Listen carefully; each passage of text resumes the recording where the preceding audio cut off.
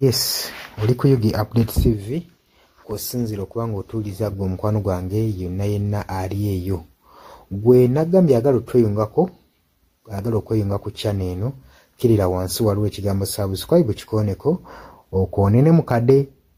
Temwerabirako na mukadde kubanga akadde ako omukwano gwange kuyambako nnyo kuleetera notification message bwe wabanga waliwo information yonna gye tutaddeko. Ate buli wo subscribing obeera otufollowinze, kitegeeza buli kimu kye tunaateekako ojja kubanga okifuna gwe omukwano gwange. Leka okipingwe ng'oli updated ku buli kimu ekigenda mu maaso mu ggwanga gwali eyampuliriza. Abali mu Qatar, Oman, Dubai, Saudi Arabia, abali e Dubai, abali mu US, abali mu UK, abali e Canada, abali mu South Africa, nammwe abali mu ndwana Kenya, nalekaani menyani, nammwe abali mu Asia, matumiddeko nnyo, mwe bali kwekumira ku Yugi Update TV, mwe mbeezezzaawo amayengo gano aga Yugi Update TV.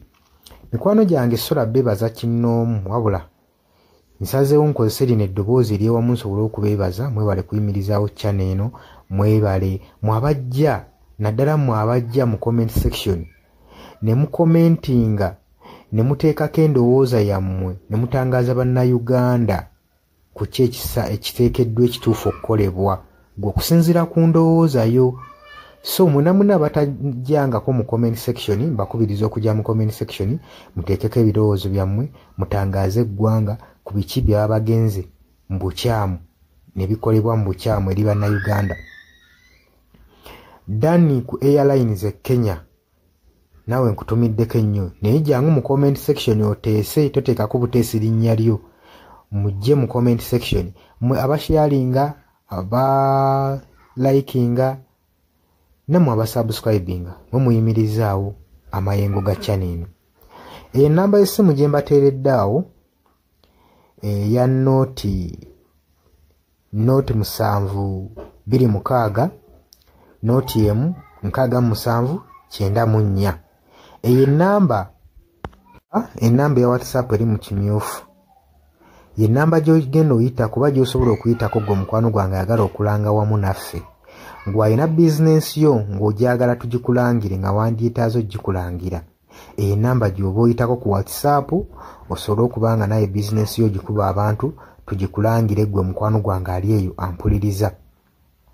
Nengenda mu maaso n'okulabula abantu ku biki ebigenda mu maaso mu ggwanga, naddala ng'akalulu kano aka 2026 katuukuse kengedde. Kati buli muntu alina kubeera vigilant, olina kubeera bulindaala, oleme kutunda mwoyo gwo gwe omukwano gwange. Waliwo abatunda emyoyo gyabwe olw'M1,500 sukaali. Gwe beera ng'omanyi akaseera we kanaatuuka akakuba ballot paper, beera nga manyi omuntu ng'omanyi omuntu ogw'ogenda okuwa, gw'ogenda ottiikinga, gwe gw'olaba asobola okukulaakulanya ekitundu kyo constituency yo, gw'olaba agenda otwala eggwanga mu maaso. Bannange tusibwa nnyo akatambaala mu mutwe mu biseera nga bino.